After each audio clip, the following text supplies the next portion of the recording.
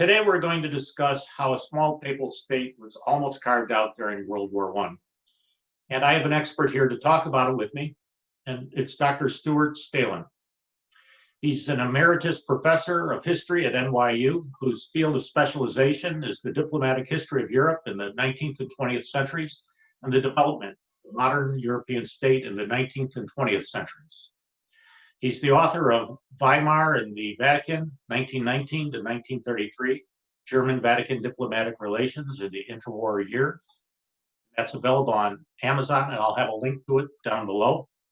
He also wrote a paper entitled Germany and a Proposed Vatican State of 1915 and 1917. And I discovered that paper while I was researching our recent video here on this channel regarding urban legend about was St. Pope Pius X murdered. The article began with the, I believe the disintegration of the Papal States took place in, at least in the area we're talking about, in two phases, about 20 years apart. You would start in 1860, and you continue on until 1929. I mean, but because you have to remember, I mean, the Papal States go north to areas around Bologna, if you have a map of Italy picturing, and then you go south of the country. It runs across the middle of the country, and the Papal States were acquired over centuries, starting way back 800, we'll say, or even before that, with dotations. I mean, a lot of people gave property to the Pope. And then, of course, the Pope in his position in Rome. And then you have it with fighting the Byzantine Empire, that still considered in the 8th, 9th, 10th century still parts of the Byzantine or the Roman Empire as such.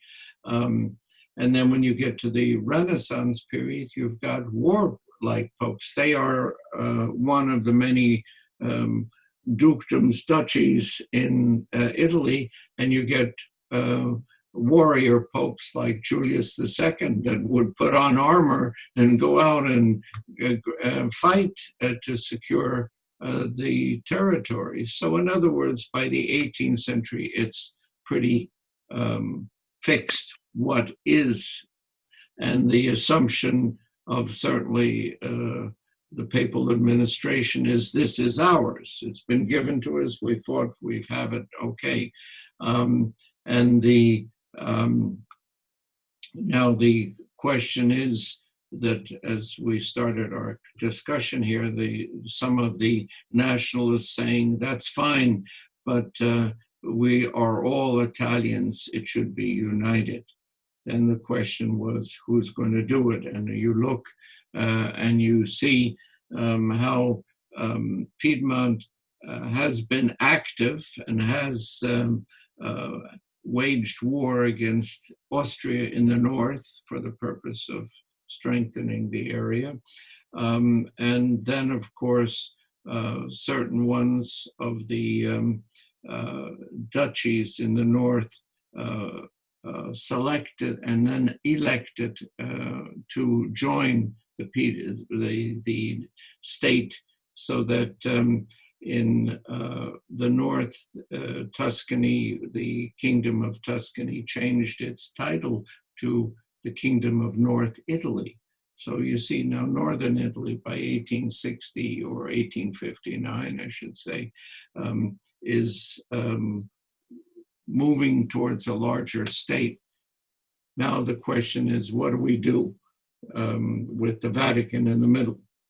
And then you get this character that makes it like a romantic novel, and that's Garibaldi.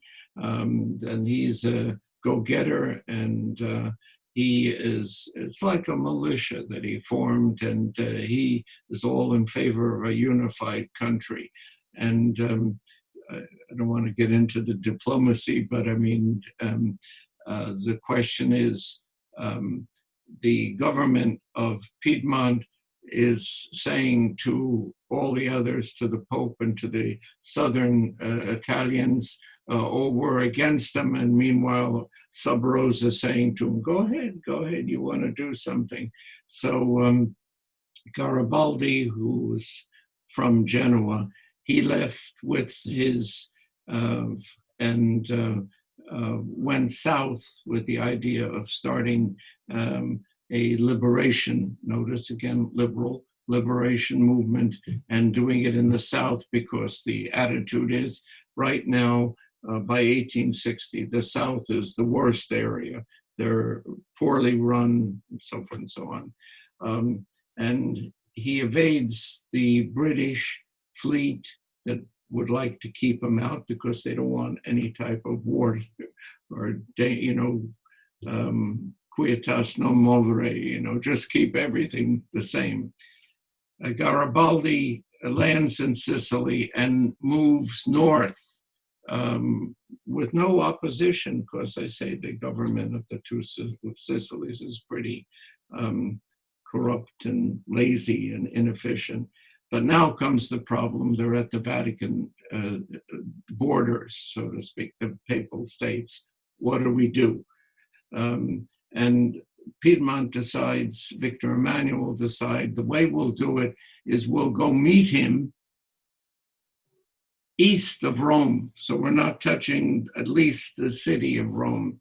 And of course, again, it sounds like a romance, so odd, but when the Piedmontese troops come south and Garibaldi meets them, he just gives his sword over to the king and says, okay, that's what I wanted, I'm going home.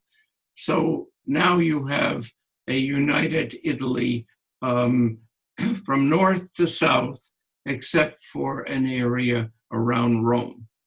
And that's the way it sits for the 1860s. And therefore, again, it's not an easy situation. The Pope is not happy, but Europe just turns its head against it, so to speak. And then comes the opportunity of the Franco-Prussian War, 1870. And therefore, if that's the case, maybe something can be done from every side. And the Italians figure that Europe, the major powers, France and Germany, or Prussia in this sense at the time, are war. Here's our chance. We'll go in and get Rome. In September of 1870, they break through the famous Porta in Pia in Rome, and the Italian troops pour into the city and see what they could do of unifying that area. Finally, the last thing, because the capital of Italy has moved south. It was in Turin with Piedmont. When they united the north, they moved the capital to Florence. So you see it's getting closer, and you can imagine the Pope is getting very nervous about it. And of course, he asks, who else, who's the big power at the time, if Bismarck, could he do something with the Italians? And of course, apparently Bismarck said, well, yeah, but then in favor, you work with the French to be more conciliatory in our demands for a peace settlement in the war. So you see how everything's working together. And of course, the Pope says he would, but the French bishops are very nationalistic as well, and they're not interested in it. Pope effect doesn't do very much. Bismarck is not interested in helping him either. So nothing gets done.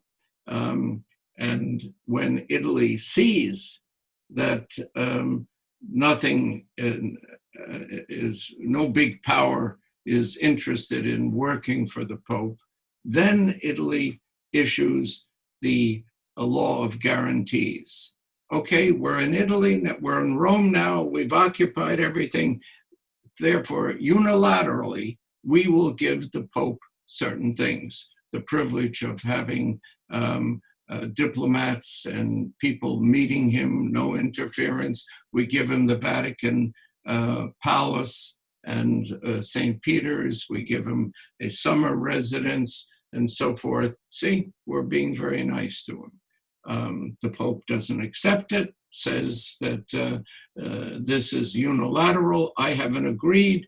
He slams himself figuratively into the Vatican Palace and calls himself the prisoner of the Vatican. And that's the way it sits for decades.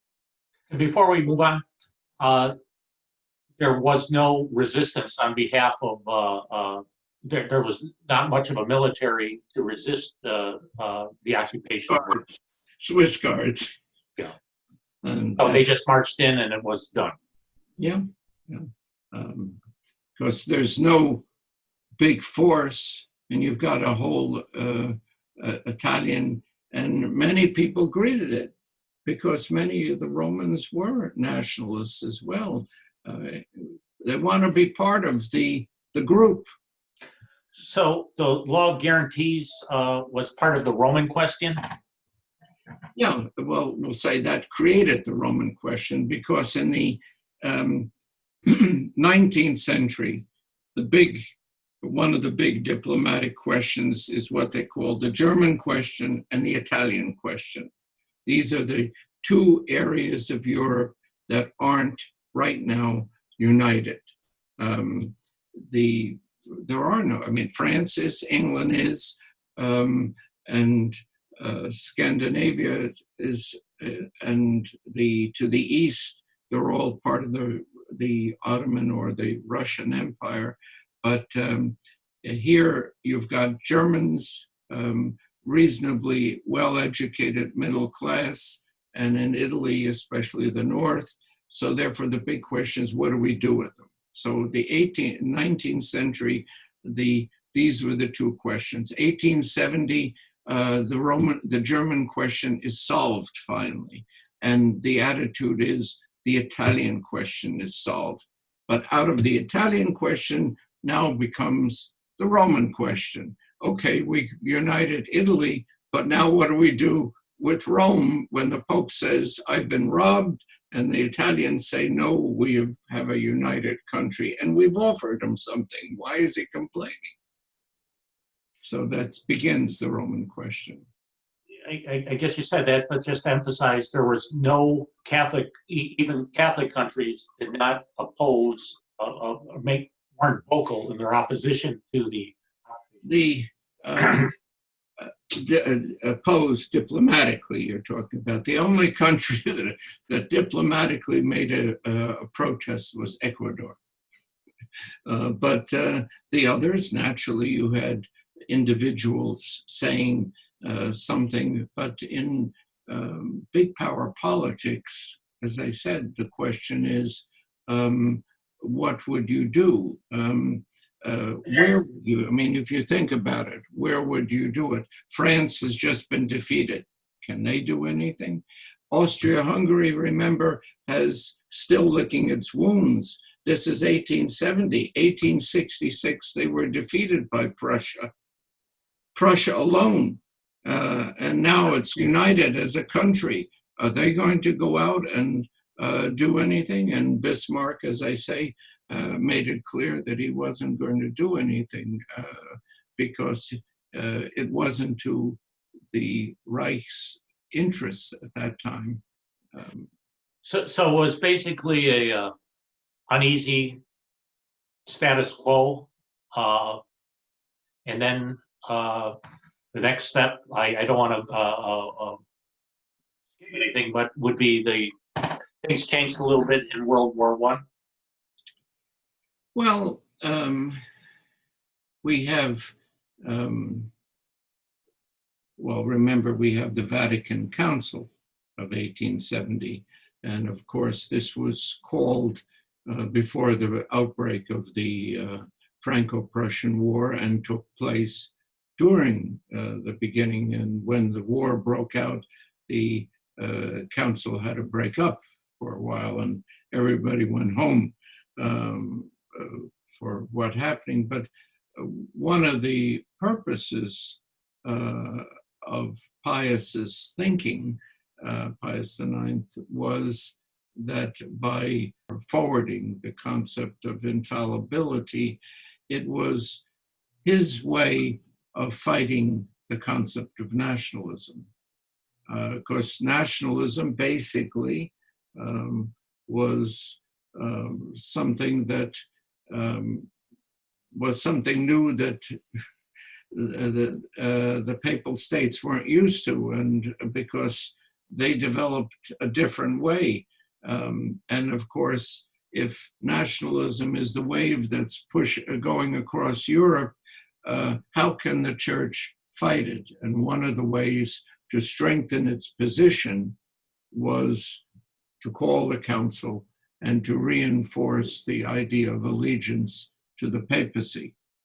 It's not the same, but at least that's what could be done. I'll be back again soon with the next part of my interview with Dr. Stehlin, but in the meantime, please pray for the church.